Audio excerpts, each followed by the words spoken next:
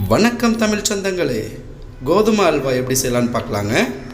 அதுக்கு 200 கிராம் அளவுள்ள கப்பில் 2 கப்பு கோதுமை மாவை எடுத்து 1 கப்புக்கு 4 கப் வீதம் தண்ணி சேர்த்து கெட்டி இல்லாமல் நல்லா கரைச்சி எடுத்து வச்சுக்கலாங்க. ஒரு அகலமான கடாயில் நெய் சேர்த்து முந்திரி பருப்பு சேர்த்து நல்லா வறுத்து எடுத்து ஒரு பிளேட்டில் மாற்றி வச்சுக்கலாங்க. இப்போ அதே கடாயில் கட்டி இல்லாமல் கரைச்சி வச்ச கோதுமை மாவு கரைசலை சேர்த்துக்கலாம். 5 மினிட்ஸ் கைவிடாமல் கிண்டினதுக்கப்புறம் நம்ம நெய் சேர்த்து நல்லா மிக்ஸ் பண்ணிக்கலாம். 1 கப்புக்கு 1.5 கப் வீதம் சர்க்கரை சேர்த்து நல்லா மிக்ஸ் பண்ணலாங்க. சர்க்கரை நல்லா கரைஞ்ச உடனே திருப்பவும் நெய் சேர்த்து நல்லா மிக்ஸ் பண்ணிக்கலாங்க. ஹல்வாவுக்கு நேச்சுரல் கலர் கொடுக்க சர்க்கரை பாகு சேர்த்து நல்லா மிக்ஸ் பண்ணிக்கலாங்க. நல்லா மிக்ஸ் பண்ண உடனே வறுத்து வச்ச முந்திரியை சேர்த்து நல்லா மிக்ஸ் பண்ணி விட்டுடலாம். 10 ஏலக்காய் கூட 1 ஸ்பூன் சர்க்கரை சேர்த்து நல்லா பவுடர் பண்ணி சேர்த்து மிக்ஸ் பண்ணிடலாம். திரும்பவும் நெய் சேர்த்து நல்லா மிக்ஸ் பண்ணி கைவிடாமல் கிண்டலாங்க.